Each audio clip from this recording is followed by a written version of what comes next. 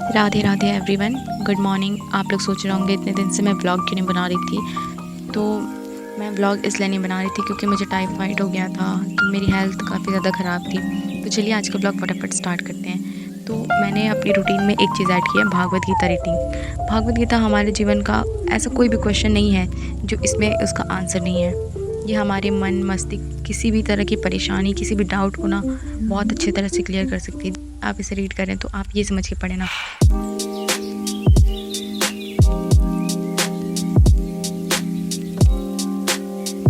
आप अर्जुन हैं और भगवान कृष्ण वो आपके सारे क्वेश्चन के आंसर दे रहे हैं। आप इसमें से कोई भी श्लोक आप पढ़िए, जब भी आप पढ़ेंगे और उसका जब आंसर भगवान कृष्ण बोलते हैं ना जब पार्थ, तो उसको आप अपने आप को समझा करिए।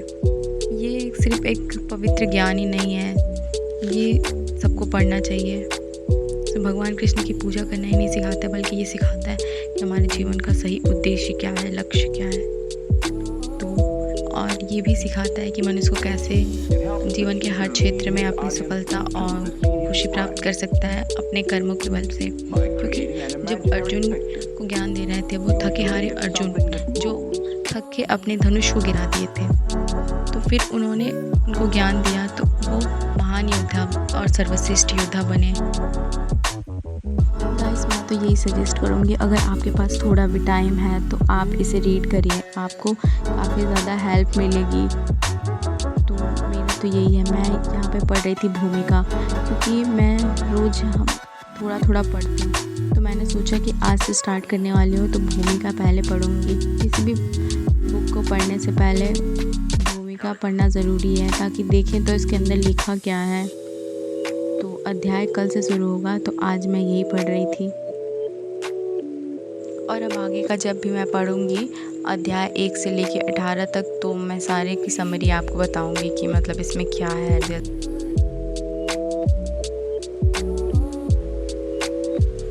तो मैंने इसकी भूमिका कंप्लीट कर ली, उसके बाद में पढ़ूंगी। मैं आपको करंट अफेयर की नोट्स बताती हूँ अपने, जैसे कि मैं यहाँ पे 10 अप्रैल से बनाए हुए सारे नोट। इसको मैंने ये किया है, लाइन खींच के सेक्शन वाइज डिवाइड कर दिया है।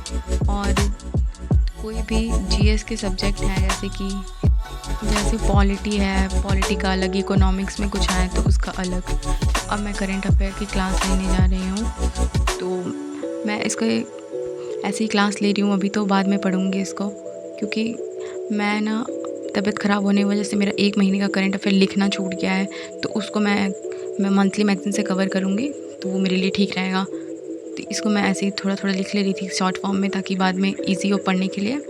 तो ये करंट अफेयर की क्लास दीपक यादव सर हैं, एक बहुत अच्छा पढ़ाते हैं, मैं उन्हीं से लेती हूँ। और वो पीडीएफ भी प्रोवाइड करते हैं, तो वहाँ से इजी पड़ जाता है पढ़ने के लिए। और अच्छी बात तो ये है कि यहाँ पे बहुत सारे बच्चे अपने नोट्स अपलोड करते हैं, जैसे कि किसी आज सर पढ़ाए हैं कुछ भी और उसका A4 साइज शीट में कोई नोट्स बनाया है तो वही अपलोड कर लेगा।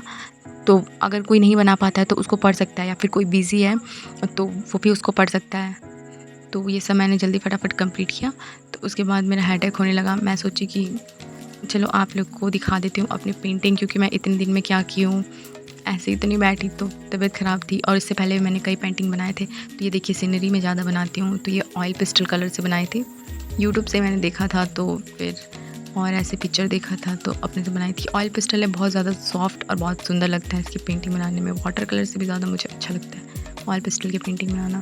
तो और एक ये थर्ड वाला, ये तो मेरी फेवरेट पेंटिंग है, ये मुझे बहुत पसंद है। कई लोगों ने मुझसे मांगा, फिर मैंने नहीं दिया। और ये यशोदा जी हैं, ये कृष्ण भगवान हैं, ये इनके बचपन का फ़ोटो है, ये भी ऑयल पेस्टल से।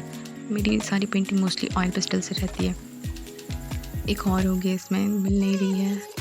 हाँ, एक ये तो मतलब सबसे ज़्यादा पसंद है, बहुत अच्छी। इसको फ्रेमिंग करवाना है। आप लोग बताइए आप लोगों को कौन सी अच्छी लगी है। मेरी तो ये फेवरेट पेंटिंग है, बहुत ज़्यादा खूबसूरत है। और ना मैं ये यहाँ पे यूट्यूब से क्लास भी लेती हूँ अपने, जैसे इंडियन की जो पेंटिंग है, अलग अलग रीजन की अलग अलग पेंटिंग है। तो ये मधुबनी का फर्स्ट है, तो इसकी मैंने क्लास ली। तो ये देखिए कुछ मैंने पेंटिंग बनाया है। तो ये मुझे पेंटिंग करना बहुत ज़्यादा पसंद है, क्योंकि मेरी ये हॉबी बन चुकी है। वैसे मेरा थोड़ा सा सर दर्द होने लगा था, तो मैं इसको फटाफट रख लेती हूँ, उसके बाद सोते हैं। थोड़ा सा सो लूँगी तो कब थोड़ा हेल्प हो गई रिकवरी में।